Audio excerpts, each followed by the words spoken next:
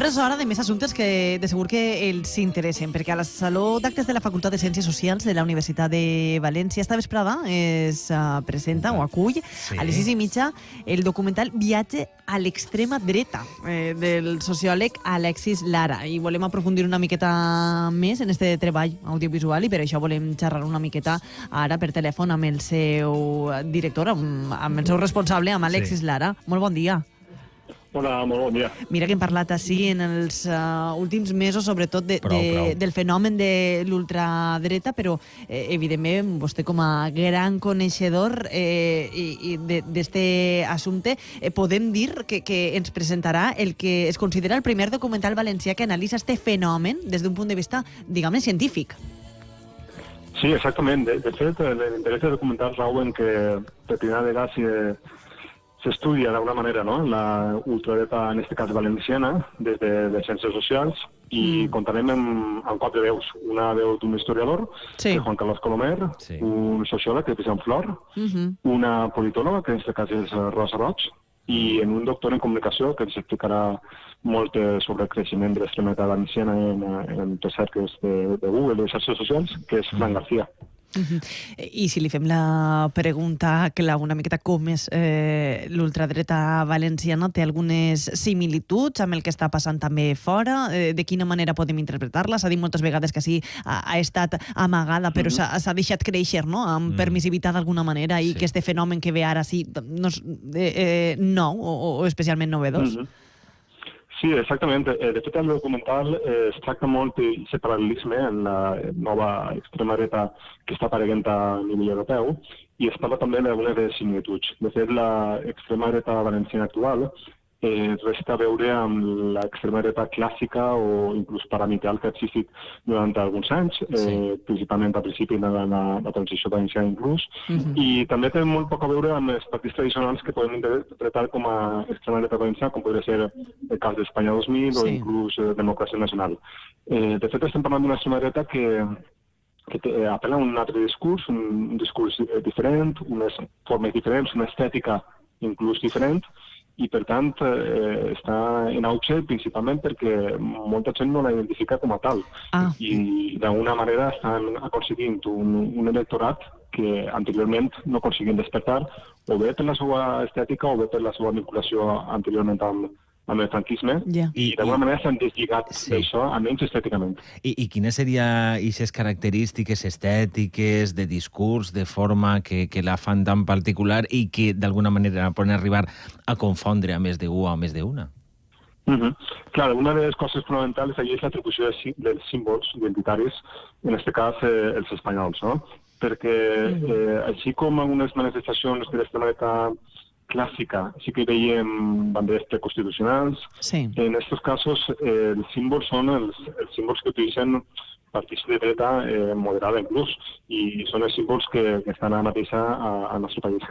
D'alguna manera això ha aconseguit fer que generen com un agregador comú entorn a uns símbols que identifiquen a molta gent, i aquesta peça és fonamental. Després el discurs que empren també d'alguna manera sempre apel·la a caràcter social, o almenys estan intentant-ho ara, però sempre vinculant-ho a un rerefons que pot ser molt xenòfob o racista, però no te parlen en aquest sentit, sinó que apel·len al tema del treball, quan en realitat volen dir d'alguna manera que el treball està forçant, no?, una determinada gent. Sí.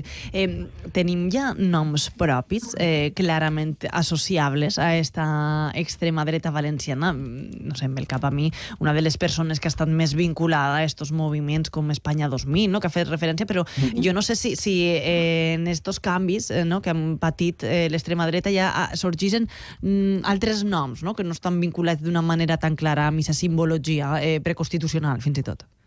Es refereixes a nous partits? Sí, nous partits no, i líders, em referisc a líders, no? A l'àmbit nacional, per exemple, ara tenim el fenomen de Vox i Santiago Abascal, no? Jo no sé, així, en la nostra casuística particular, si ja van sorgint noms que clarament s'identifiquen amb aquests moviments.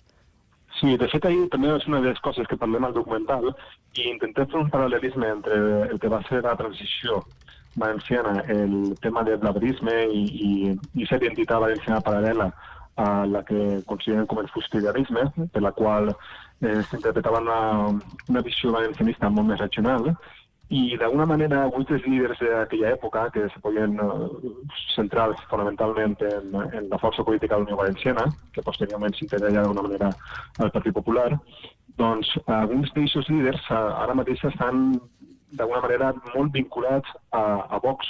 De fet, Sant Andreu està una batalla interna ara mateix a Vox, així a Territori Valencià, i sí, al documental ho veurem, però si tenen vinculacions d'aquests moviments, com podria ser, ja vos dic, Unió Valenciana o el GAP en aquell moment, i que estan d'alguna manera traduint-se ara o integrant-se en Vox, que és la força més aglutinadora, diríem, d'aquests moviments. Ja.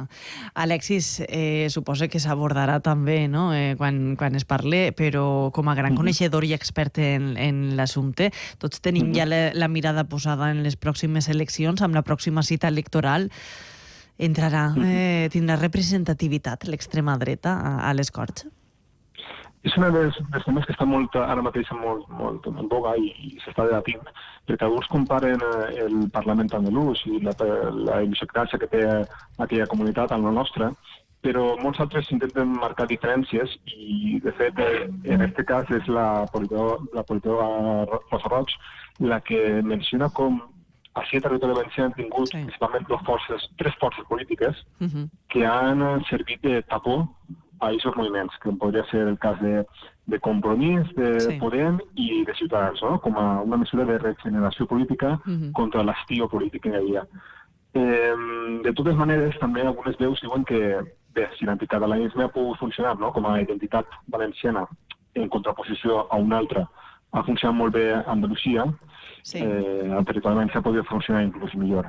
De totes maneres, els científics socials sempre ho diguem, som científics socials, no som futuròlegs en aquest cas, i per tant encara hi ha moltes coses que anem a veure en els pròxims mesos, sobretot de campanya, i és molt difícil aventurar-se. Sí, està clar que no es poden fer previsions. Exacte, tot apunta que sí que podrien tindre representació, però no se sap en quin grau. En l'acte, en la projecció d'esta vesprada, organitzada per la Comarca Científica, a banda de la projecció també està previst un cinefòrum conduït per la politòloga Idoia Rearra. Volem també apuntar que serà ben interessant. Jo no sé, perquè de segur a nosaltres mateixos ens ha interessat moltíssim el documental, quin recorregut té, i no sé si es faran més projeccions. Sí, de fet la Comarca Científica té previstes algunes projeccions públiques més durant el mes de febrer, perquè d'alguna manera el que volem és que se generi un debat, no?, sobre el tema, i d'alguna manera també evitar els biaixos emocionals que aquests tipus de polítiques estan causant, perquè d'alguna manera s'ha tirat molt a la confrontació, al conflicte, molt identitari, molt de política d'estómac, i la Comarca Científica el que pretén és totalment el contrari. Volem analitzar-ho des d'una perspectiva científica i dotar-li d'alguna manera de llum, no?, al debat des d'una perspectiva que fins ara lamentablement no s'ha produït, o almenys no a nivells mediàtics, no?, com el que podríem estar parlant ara. Ara que s'ha parlat i que has fet referència, no?, a l'àmbit mediàtic, sempre sorgeix el debat i apareix el debat. N'hem de parlar, no n'hem de parlar, què passa amb aquests moviments, fins a quin punt el dret a la informació i donar, en definitiva, veu a aquests moviments no suposa servir també d'una miqueta d'altaveu. Jo no sé, Alexis, tu com veus tot això? Sí, és una pregunta molt clàssica. De fet, hi ha un llibre mai. Si parles, es pot fer publicitat. Si no parles, d'alguna manera pots inclús blanquejar, no?, el discurs. I és un dilema molt important. Jo penso que s'ha d'actuar amb molta pedagogia, evitant, ja com dic abans, els biaixos emocionals.